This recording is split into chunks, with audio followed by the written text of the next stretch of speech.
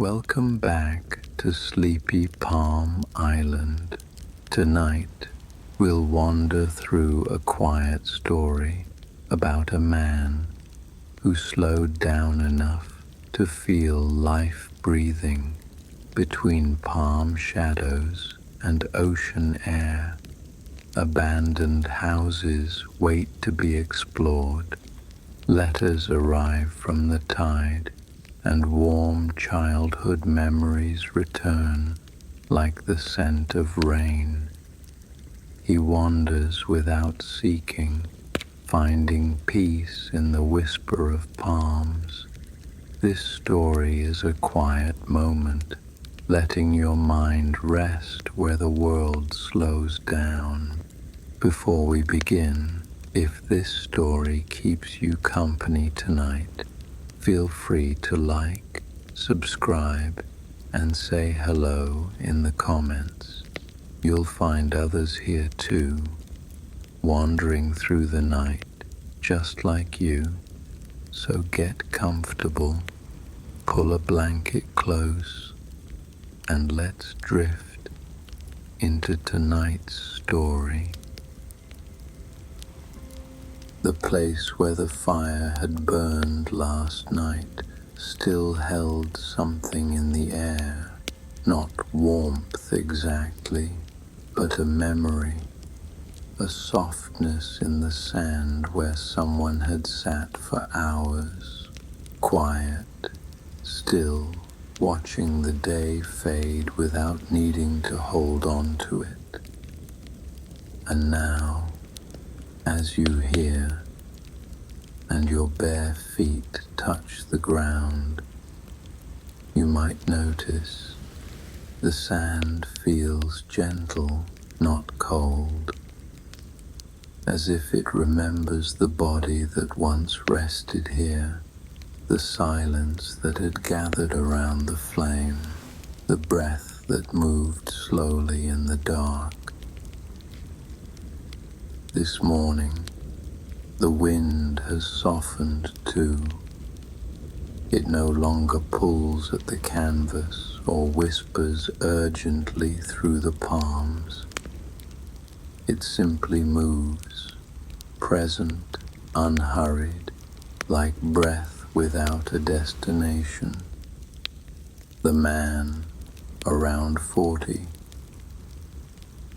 he's been living here for 3 months now, and each day feels like a new shade of the same quiet.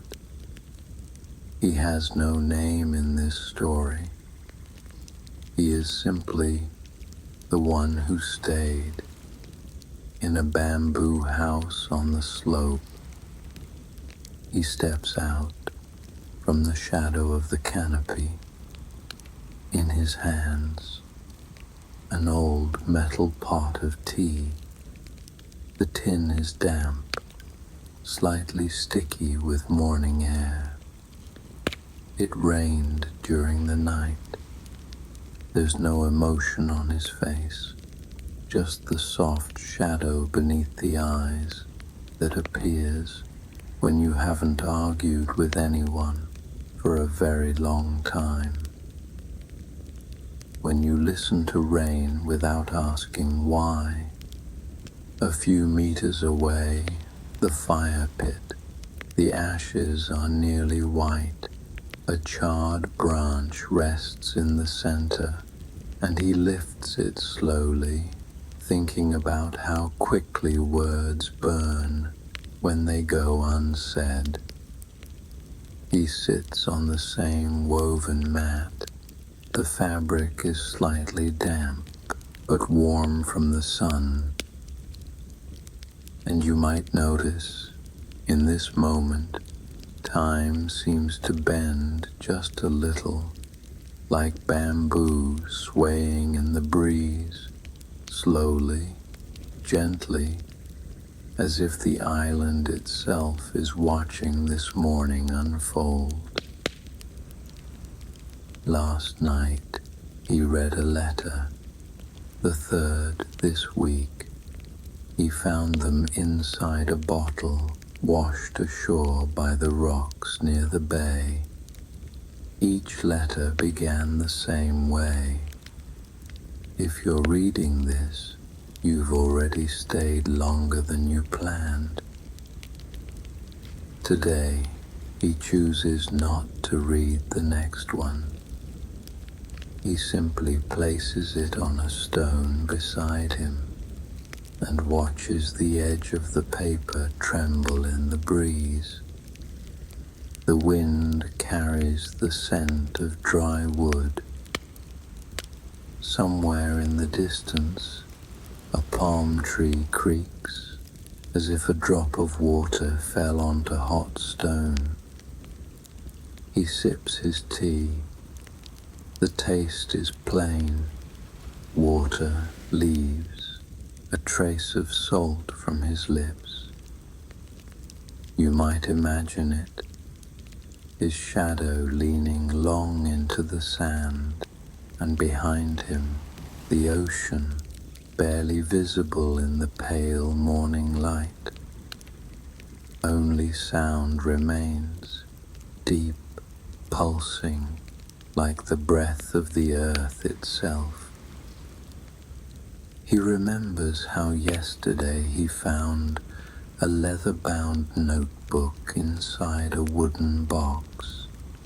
The pages were old, weather-stained. One of them held only a single word: here. He read it for a long time, as if it were an address, or perhaps a sentence. By noon, the sun grows softer. Clouds stretch across the sky like a thin grey shawl draped over the island. He walks to the cliff's edge. From here he sees everything: the lagoon, the shadow of a boat, a sail frozen mid-breath. He sits on a smooth rock. Next to him, a sleeping cat, white as sand. She simply exists, and you might notice, in this moment, there is no task, only air slowly entering your lungs, and a peace that needs no proof. He stays like this until evening, watching the light drip through the leaves, until night returns to the island the same way it did yesterday, slowly, without explanation, as if it's just the next sentence in something that never ended. By evening, the fire was lit again, the same circle of stones, the same wooden bowl filled with coals resting off to the side. But tonight, the fire didn't crackle. It was like breathing in sleep, quiet, steady, sparkless. You might notice there seems to be no goal in this fire, just warmth, just light that doesn't ask anything of you, only that you stay nearby. He sits closer to the edge of the beach, palms behind him, the sea ahead. The wind has evened out. Now and then it brushes his shoulder. No words. He simply sits. Sometimes he sips the warm air, salt still hanging in it. Sometimes he listens to the sound of his own heart. At his feet, the old bottle, the one he left in the sand yesterday. He untwists the cork. Inside, the fifth letter. He unwraps it slowly. The paper rustles like dry grass. The ink has bled, but it's legible. If you're still there, then you've understood. Don't rush to leave. This island is not a place, it's the habit of being. He reads it twice, then sets it gently down on the sand and nudges it closer to the fire without looking. You might imagine it now, the firelight reflecting in his eyes. He barely blinks, only gazes. His skin glistens softly from the damp, legs half folded, the cat still nearby. She doesn't stir, not even at his movement. Somewhere at the edge of hearing, seagulls, but their calls don't disturb the quiet. They sound distant, almost like memory. He stands, takes a lantern with a rope handle, the old one that still burns on coconut oil. Its yellow light brushes his wrist as he walks toward the hut. The door creaks slightly. Inside, familiar mess, maps, nets, cups, journals. But he's not searching for anything. He simply lights another candle and watches the flame dance with his breath. He sits by the wall, directly on the wooden floor, back against the boards, legs stretched out. On his lap, that same leather notebook with the word "Here." He opens a new page, and for the first time in a while, he writes, "Today, I'm not waiting, I'm observing. The sea is not water, it's a mirror. The fire speaks softer tonight, but I understand everything." He sets the pen down, no emotion on his face, only breath, only the faint shadow of the lantern resting on his cheek, like the hand of a friend who never asks why you're quiet. Night deepens. The sound of the waves, no longer sound, but pulse. You might notice that at some point the body simply stops holding itself up.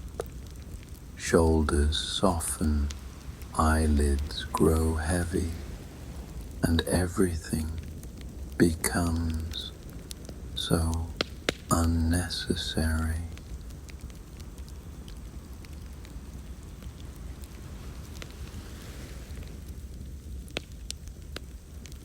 And maybe tomorrow he'll light the fire again. Maybe he'll find another letter. Or maybe he'll just sit in the sand and listen as silence fills everything that once felt empty.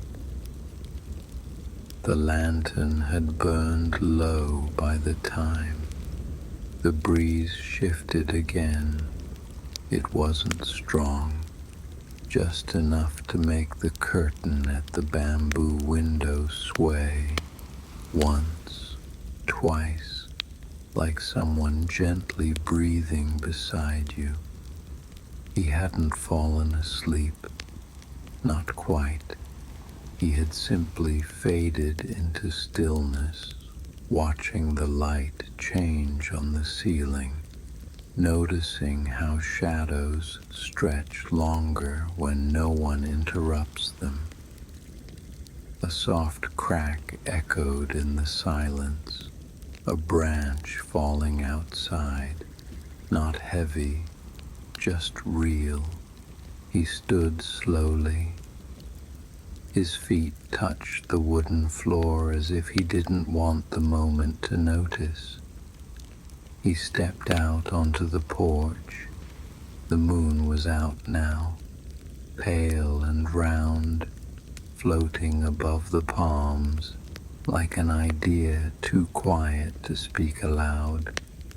The fire had gone out hours ago, but the embers, they were still breathing. You might notice how even in near darkness some things still glow. The stones, the edges of leaves, the salt on your lips. He walked past the sleeping cat, careful not to brush her fur with his leg. She shifted only slightly, as if adjusting to a deeper dream. By the shoreline, driftwood had gathered. The tide had brought new things, a piece of green glass, a single red shoe, a tangled strip of fishing net. He stood there for a while, just watching, and then he did something he hadn't done in weeks. He stepped into the water. It was warm, not warm like a bath, but warm like memory, soft, slow, still. The ocean touched his ankles the way a blanket settles over your legs on a quiet morning. No surprise, no demand, just presence. You might imagine his reflection gently broken by ripples, stars flickering both above and below, as if the sky had folded inward just to be close to him. He waded in up to his knees, then paused. The bottle floated nearby, not the same one, but one like it. Always, there's another. He picked it up. No letter this time, only sand inside, and a single shell, smooth, white, perfect. He held it for a moment, then whispered something, words the wind would forget, but the sea would remember. Later, back at the hut, he didn't write. Instead, he lit the lantern again, not for light, but for the company, and sat, just sat, breathing, not waiting, not remembering, only being. The night deepened further. Clouds moved in like slow dancers. You might notice that the deeper the night becomes, the more everything inside you softens. Thoughts stop lining up, memories blur, and your body lets go just enough to drift. The night deepened, and the island exhaled. Inside the hut, the man sat motionless. The candlelight flickered along the slats of the bamboo wall, tracing slow, trembling lines across his face. He had left the notebook open on his lap, though he no longer read the words. His eyes were fixed on the floorboards, where the wax pooled and cooled. Outside, The fire had reduced to embers, glowing softly like the last thoughts before sleep.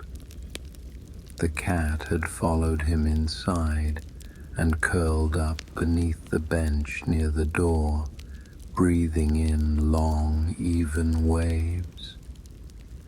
The air smelled of salt, bamboo, and something older, like driftwood warmed by the sun.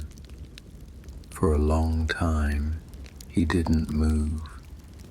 He simply listened to the wind brushing against the woven walls, to the echo of his own breath, to the slight creak of the candle's wick as it shifted in the heat. The outside world had flattened into sound and shadow. Nothing called to be done. Nothing pressed from the future. There was only the quiet rhythm of now. Eventually, he stood. His legs stiffened as they straightened, as if surprised to be asked anything. He placed the notebook on a shelf carved from driftwood and took the lantern again. Its light reached just far enough to show the gentle slope behind the hut, the footpath he rarely walked at night. Tonight, for no particular reason, he followed it. The path wound slowly uphill, lined with flat stones and overgrown grasses. Palms leaned over him, heavy with moisture, their fronds rustling softly. The ground was still warm beneath his feet. Somewhere far off, frogs croaked in a low, pulsing rhythm. He moved without effort, the way you do in dreams, when the body no longer resists the quiet unfolding of a place. At the crest of the hill, he reached the old watch platform, a simple structure of wooden posts and a roof of dried palm leaves. It had once been a lookout for storms. Now it served no purpose. He climbed the steps and sat on the ledge, resting the lantern beside him. The light reached the tips of his fingers, but not much beyond. From here, the view stretched wide and unbroken. Below, the curve of the bay, silver in the moonlight, the reef barely visible, the hut a dim shadow among trees, the fire now a distant red memory in the sand. Above, a sky without edge, no clouds, no plane lights, just a thin scattering of stars. And in that vastness the island seemed to shrink, not in importance, but in urgency. It was enough that it existed, that he was here, that nothing had to be decided tonight. He leaned back against one of the support beams. The wood was cool and smooth. The wind moved across his skin like a hand familiar with every contour. He thought of the letters again, each one written by someone who had also stayed longer than planned. Maybe they were still here, in other parts of the island. Maybe they had found the same fire pit, the same quiet. Or maybe the island wasn't real in the way places usually are. Maybe it only appeared to those who stopped chasing something. He didn't know. And for once, that was fine. The lantern dimmed slightly. He didn't adjust it. He let the darkness creep in from the corners, softening the outlines of everything. The cat hadn't followed him this time. She remained curled in the hut, but her absence felt natural, like silence after speech. His body began to settle. The breath came deeper, slower.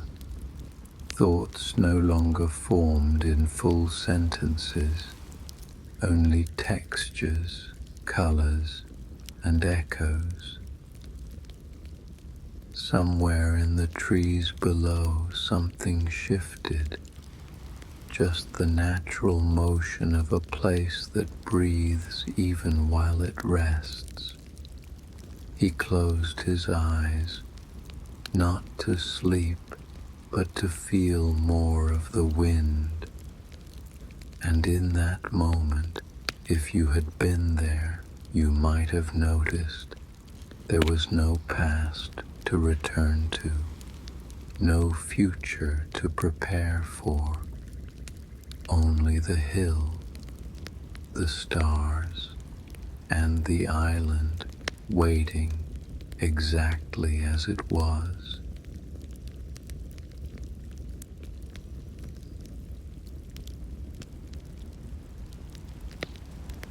He must have dozed off, not fully asleep, just enough to lose the edges of time. When he opened his eyes again, the lantern was out. The moon had lowered, hiding behind the crown of a tall palm, and the stars had thickened, multiplied. A thin mist had crept in from the sea, resting lightly on the treetops below, turning the forest into a soft blur. Everything was quieter than before. Even the frogs had fallen silent, as if the island itself had paused its breathing. He stood slowly, stretching his arms without rush, letting his joints wake in their own time. The air was cooler now, and his skin prickled where the wind touched it. He picked up the lantern, though it no longer offered light, and descended the steps. With the same calm he had climbed them. Instead of returning to the hut, he walked toward the beach. The sand had cooled, but it still held the faint memory of sun. It shifted beneath his feet with each step, dry on top, cool and packed below. The path opened wide here, unobstructed, lit faintly by the soft diffusion of skylight. He passed the fire circle, only ash now, no glow, no smoke, just a silent ring of stone, still slightly warm at its center. Down near the waterline, he stopped. The tide had receded, and the beach stretched farther than usual, exposing tide pools, bits of shell, and long strands of seaweed drawn into elegant curves. A single flat piece of driftwood, rested in the middle of the open sand. He approached and sat on it. The ocean was still, not calm in the ordinary sense, but still, utterly, fully, like something asleep with its eyes open. The sound of it wasn't waves, not anymore. It was more like breath that had forgotten how to rise. He sat there for a long time, doing nothing, not thinking, just adjusting to the stillness as one adjusts to night after light. His hand moved to the pocket of his loose shirt, pulling out the 6th letter. He hadn't planned to read it, not tonight, but the weight of it had been with him all day, and now, under this sky, he felt it shift. He unfolded it slowly. This paper was older than the others, more brittle, slightly curled at the corners.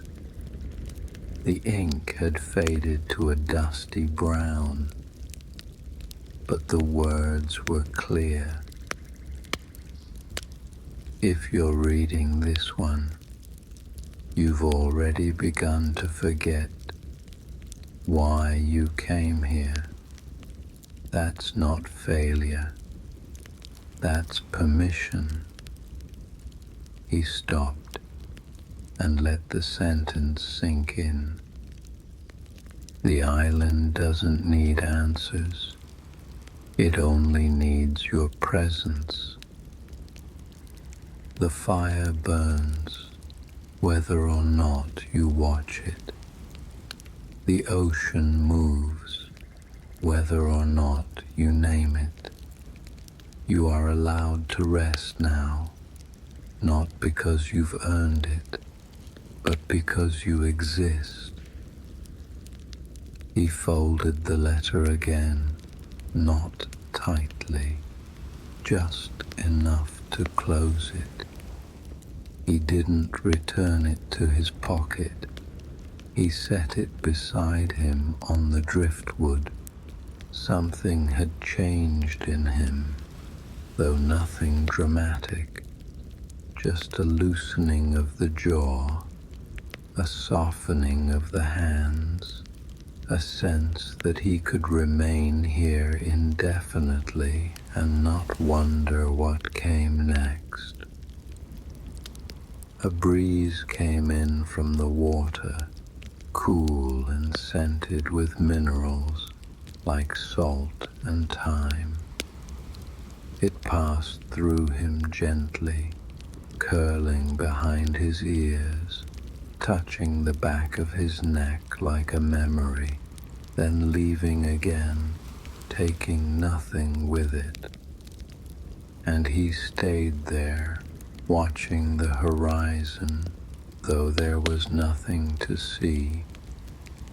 Just the way the sea met the sky, without line, just the way his breath slowed and stayed that way, just the way the world kept existing without asking anything more from him.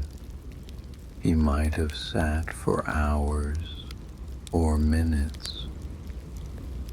Time had stopped explaining itself. Somewhere far off, a single bird called once, then fell silent again.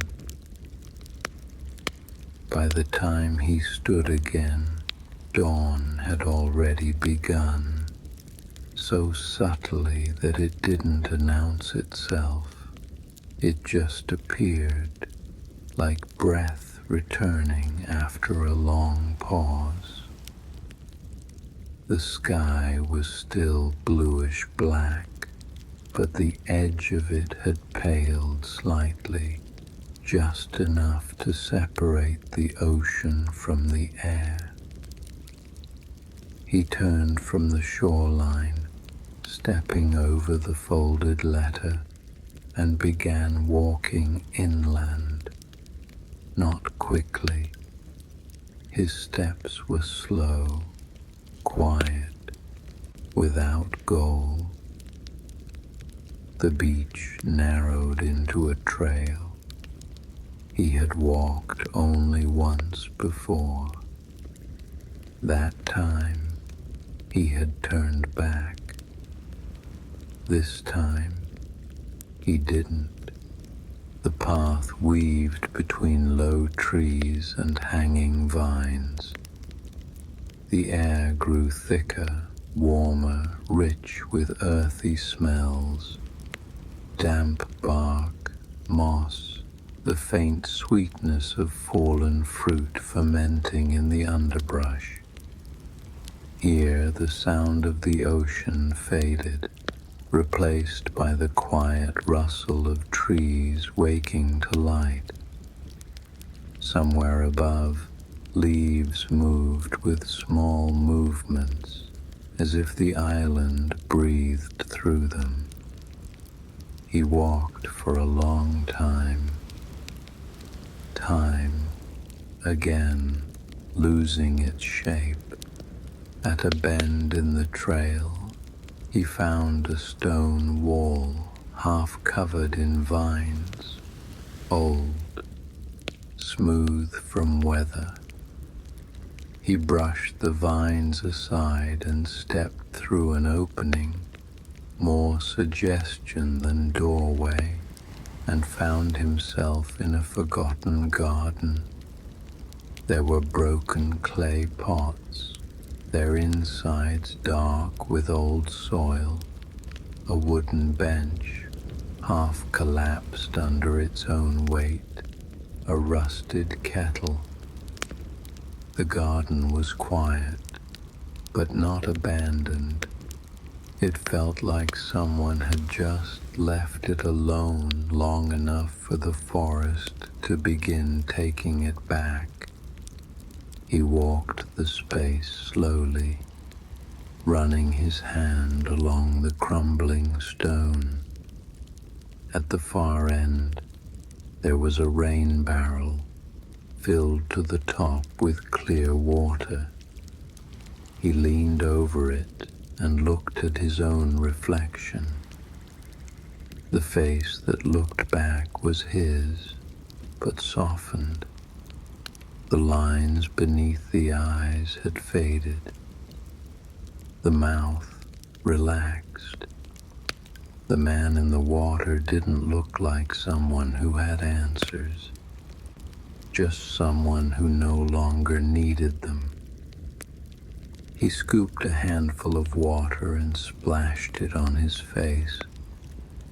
It was cold, surprising, a reminder of the body, of being here. Then he drank a small sip directly from his hands, saltless, pure, still tasting of night. Behind the barrel was a tree stump, dry and flat. He sat on it. There was no noise now. Even the insects had stopped. He sat for a long time.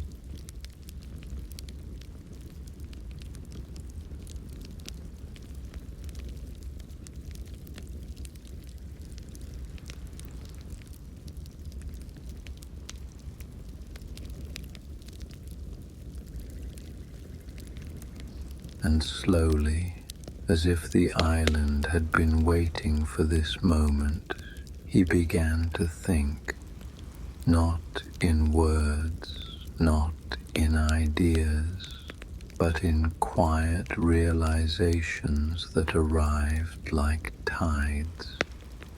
He thought of the life before the island, not painfully, just distantly, as if recalling something that had once made sense but no longer needed to. He remembered the weight of clocks, the constant need to prove, the noise of conversation without meaning. He remembered goals, clear, defined, always just ahead. He remembered being tired in a way that sleep never touched. He had not known before now that silence could be not just absence, but presence, not emptiness, but clarity. The island hadn't asked anything of him, but in its stillness, it had begun to show him what he carried, not to shame him, just to help him set it down. He remained like that for a while, the trees shifting above him, light changing by degrees. Eventually, he stood, not because he was finished, but because the moment had passed. He stepped out of the garden and followed a path that curved gently to the left, deeper inland, through a narrow corridor of tall grasses. And as he walked, he no longer searched for anything. He was not looking for another letter. He was not trying to understand the island. He was simply allowing it, allowing the walk, allowing the breath, allowing whatever came next, if anything needed to come at all. And the island, quiet and old and watching, did not rush him. He stepped back into the shelter. The filtered light through the wooden slats painted gentle lines across the floor. Dust floated in the air like slow-moving snow, undisturbed. He ran his hand along the edge of the table, then along the shelf near the wall. Everything inside had the softness of time, not decay, but aging, lived in, settled, not a place left behind, but a place paused. In the corner, a narrow sleeping mat lay rolled and tied with palm rope. Beside it, a pair of worn sandals, a clay bowl, and a folded piece of linen that had faded to a color somewhere between white and sun-bleached sea foam. He crouched down and untied the mat, letting it roll out across the floor. The fabric creaked faintly, dry but intact. He ran his palm over it and noticed the shape of a body faintly impressed in the material. Whoever had once rested here had done so often. Against the opposite wall, an open wooden crate revealed a small assortment of objects. He sat beside it and began examining each one, not in search of meaning, but the way one reads a friend's handwriting long after they're gone. There was a coil of fishing line wrapped around a smooth stone, a compass with no needle, a tin box filled with old matches and 4 polished shells, a book with water-warped pages, still legible, filled with notes written in the margins, small observations, single words underlined like secrets. On the last page, in handwriting different from the rest, a short phrase: "Not all journeys lead away." He closed the book, held it for a moment, then placed it back in the crate. The air in the shelter had changed, warmer somehow, like memory had thickened it. He sat down on the floor, back against the wall, and let his shoulders relax. From this angle, through the open door, he could see the trees swaying slowly and hear the occasional creak of wood above as the shelter adjusted to the day. His eyes began to soften, and for a moment, a scene from long ago returned. He was a child again, sitting under a kitchen table, legs crossed, watching sunlight spill across linoleum as his mother boiled water for tea. She hummed, not a melody he knew, just a thread of sound that stitched the room together. He remembered the smell of dry wood and citrus soap, the click of cups against ceramic, the lightness in his chest before he learned the weight of time. Another memory followed, seamless, laying on the roof of a parked car during a warm summer night, somewhere far from cities. The stars had felt enormous.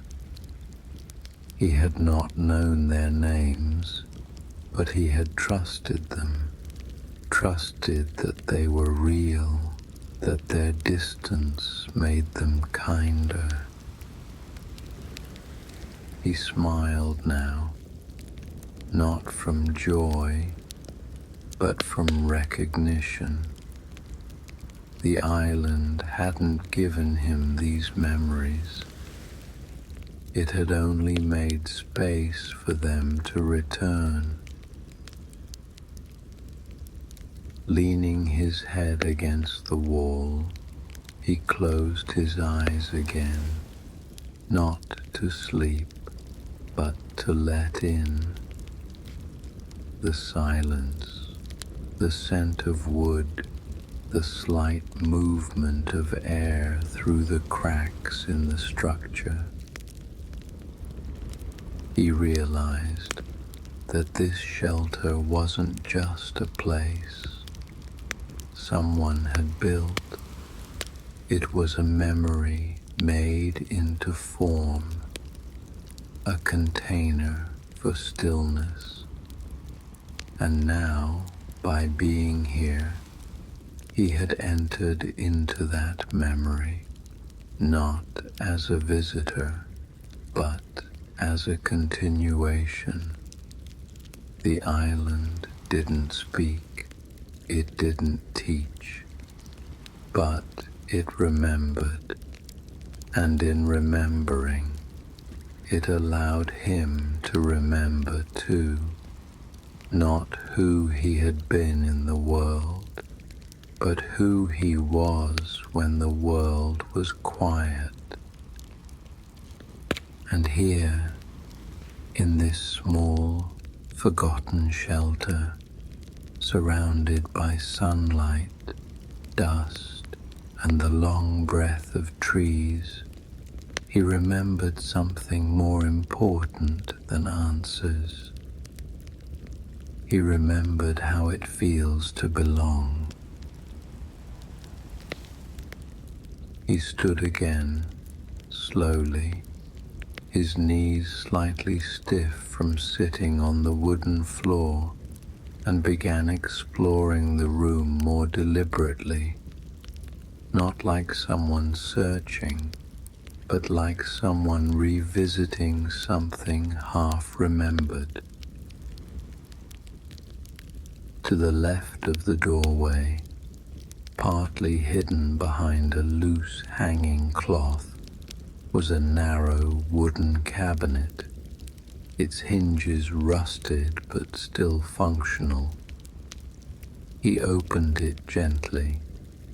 Inside, a stack of folded fabrics, shirts, linen pants, a thin blanket that smelled faintly of smoke and earth. On the inner side of the cabinet door, someone had scratched small vertical lines, groups of 5, maybe days, maybe something else.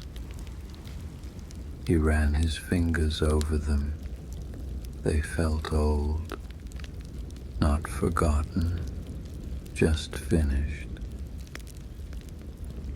Above the cabinet, a long, shallow shelf held small personal items, a pair of wire-framed glasses, their lenses clouded with dust, a carved wooden comb, the teeth worn smooth, a seashell with a hole bored through the center, hung on a piece of twine.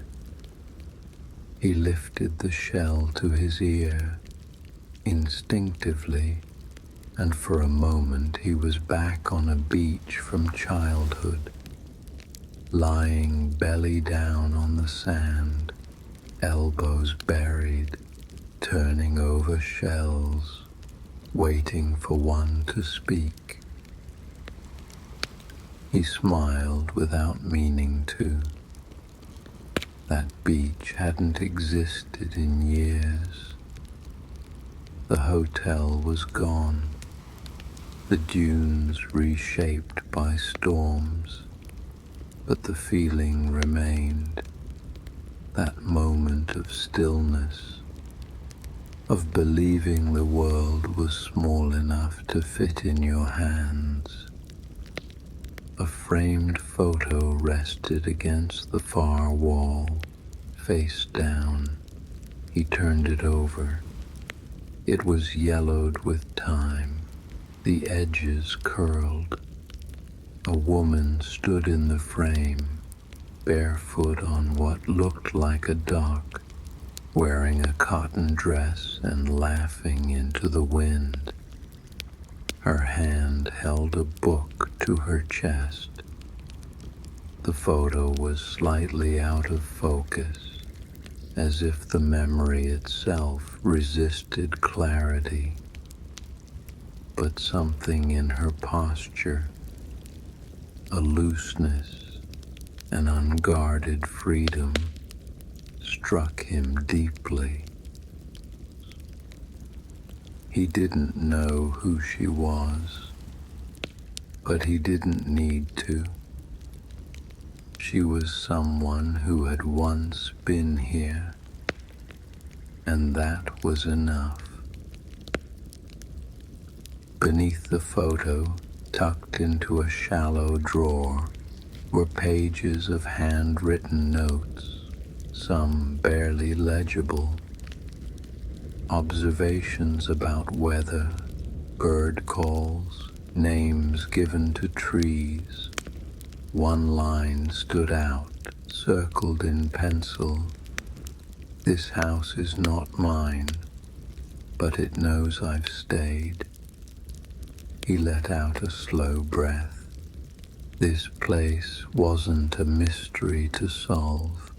It was a diary with no owner, a space that held pieces of many people, each of them having left gently, without drama, without goodbye.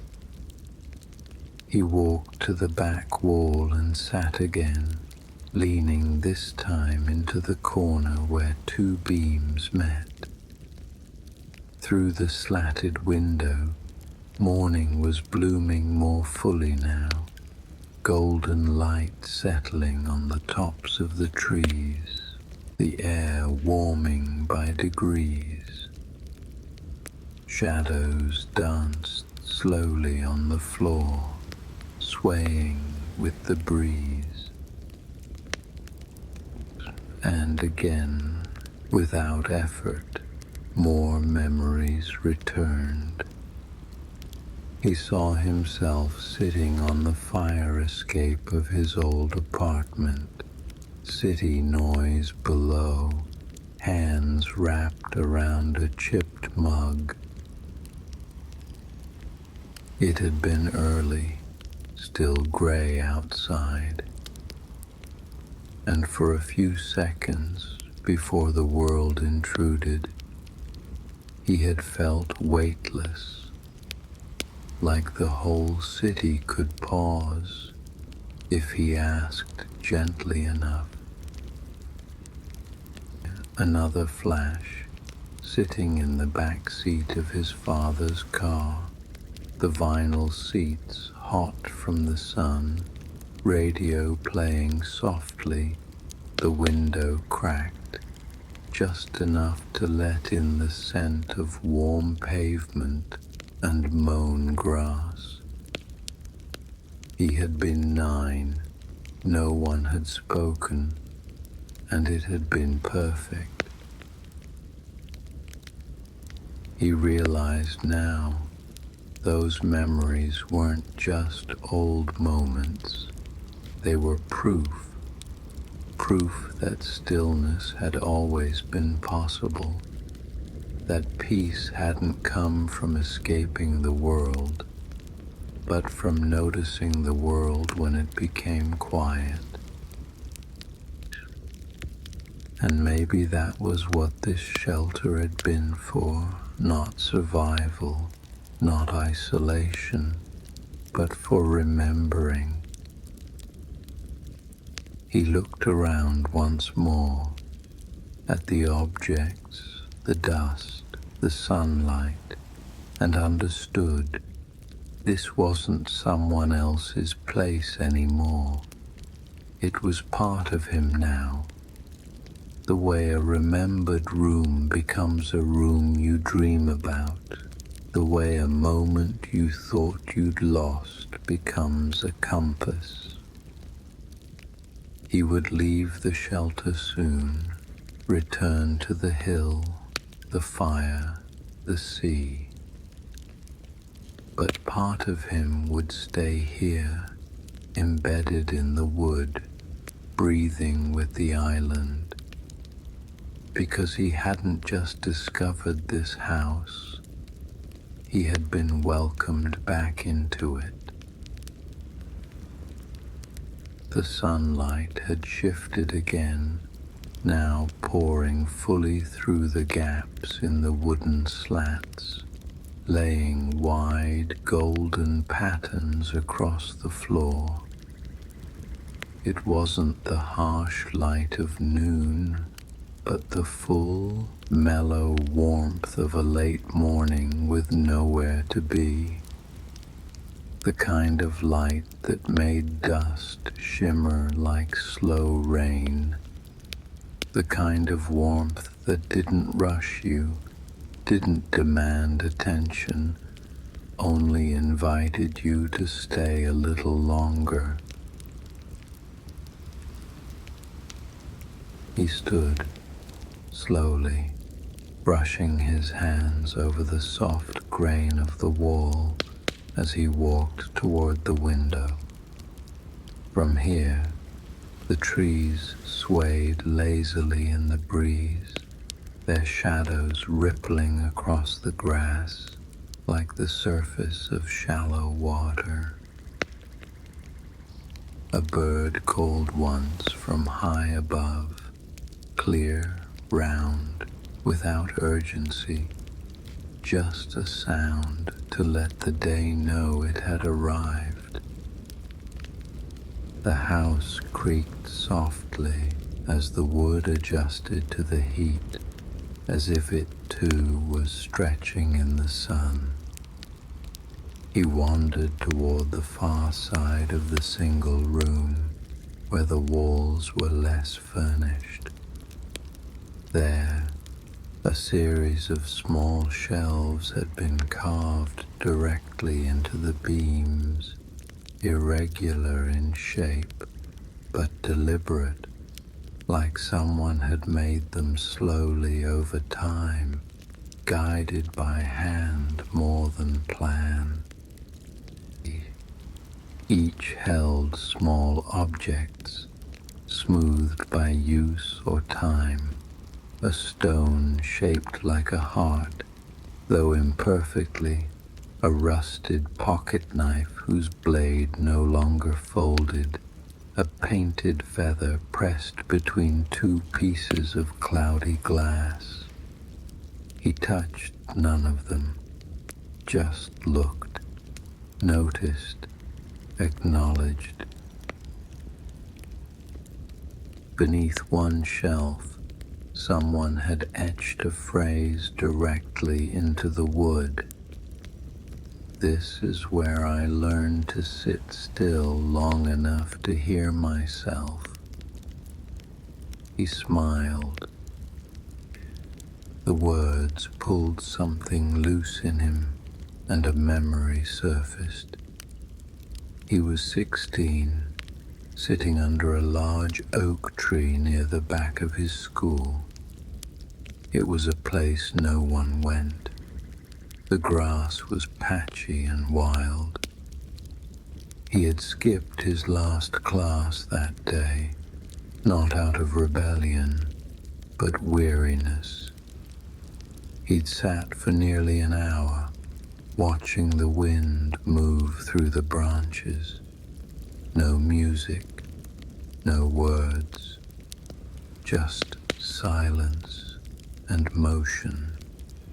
He hadn't understood it then, but now, standing in this warm wooden room on a tropical island, decades later, he saw that moment clearly for what it was, a seed, a preview of the peace he'd always been drawn toward, even when he didn't have the language for it. The breeze shifted, and a loose sheet of paper lifted from a nearby table, floating lazily to the ground. He bent down and picked it up. On it, faded graphite sketches, a chair by the sea, the outline of a sleeping cat, a hand holding a cup, no names, no dates, just fragments of someone else's slow observation, a document of stillness.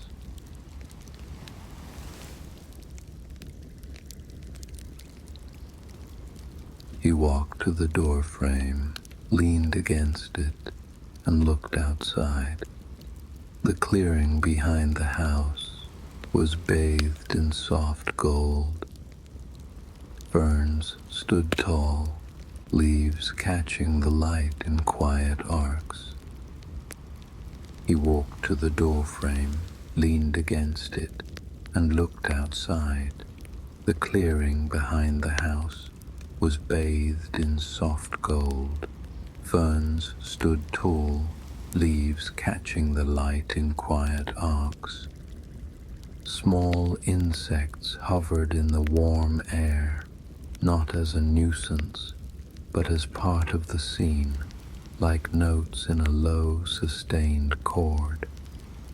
He stepped outside barefoot, feeling the smooth wooden threshold beneath his soles. The heat of the sun greeted him immediately, not oppressive but full. It wrapped around his shoulders, filled his chest. He closed his eyes and tilted his face toward it. Another memory came, tender and ordinary. He was 7, lying on the hood of a parked car with his older brother. It had been summer. The metal was warm beneath his back, and their arms touched lightly as they stared at the clouds. They didn't speak, just made shapes out of sky. A submarine, a dragon, a boat, and for a moment he had felt like nothing in the world could fall apart. Opening his eyes, he saw nothing had changed. The island was still before him. The trees still moved with their long, patient rhythm. The sun still offered its quiet companionship. He walked along the side of the shelter, where the grass was a little taller and the shadows thinner. A small wooden bench sat under a crooked mango tree. He hadn't noticed it before.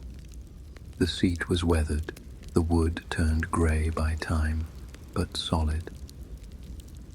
He sat down slowly, and the wood sighed beneath him, not a protest, but an acknowledgement. The air smelled of sun-warmed fruit and wood. The breeze carried the distant hush of waves, softened by distance, as if even the ocean knew not to interrupt.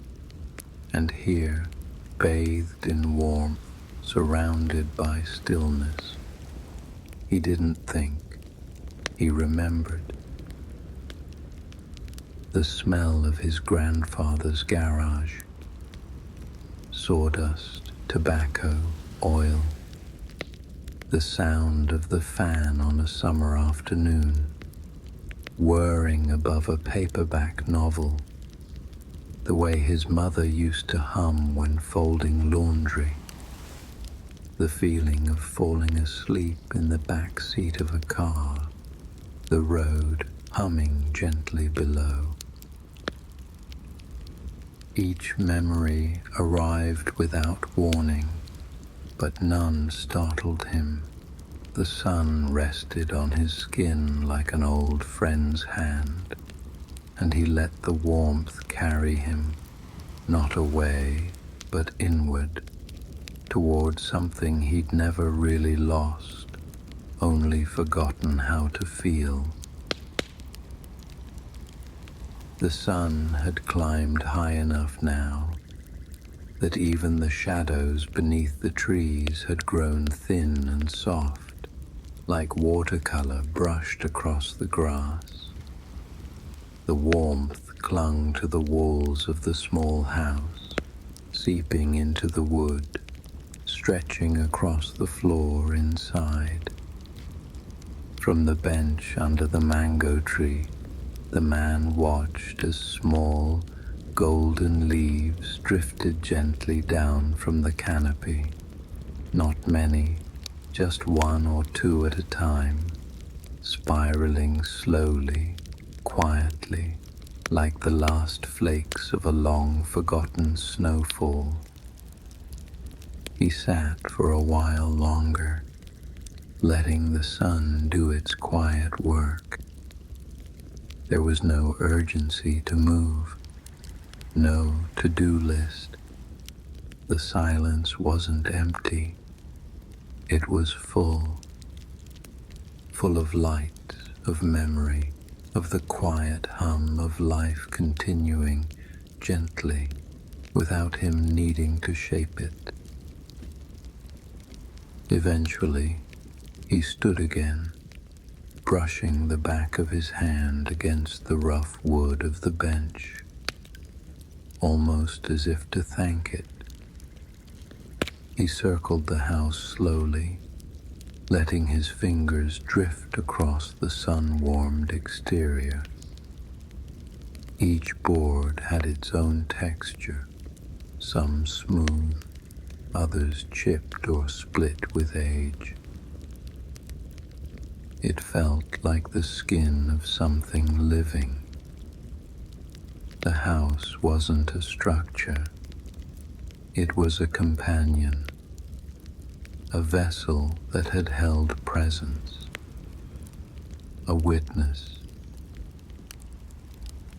Near the back, tucked behind an overhang of vines and soft ferns, he found a narrow side door half covered in moss.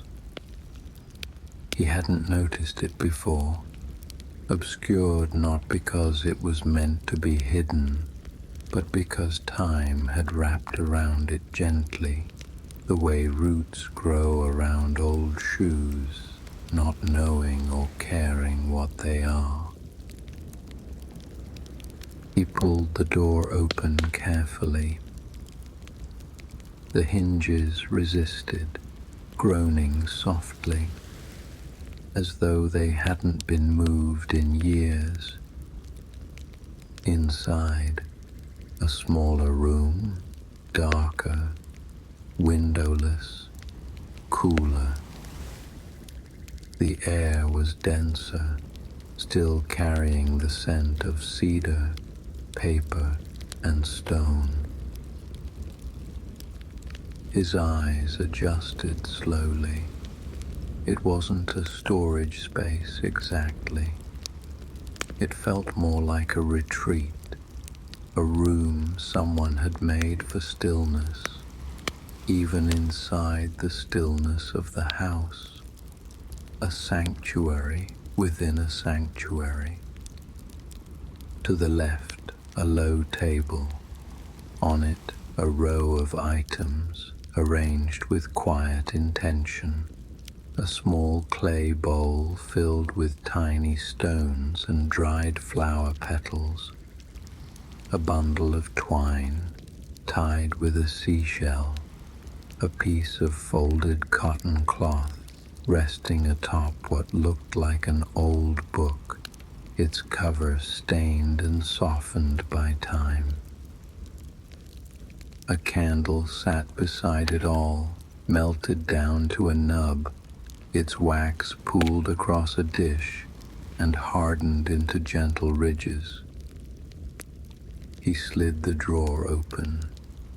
Inside, a bundle of postcards, tied loosely with a green ribbon. He sat cross-legged beside the table and opened the stack carefully.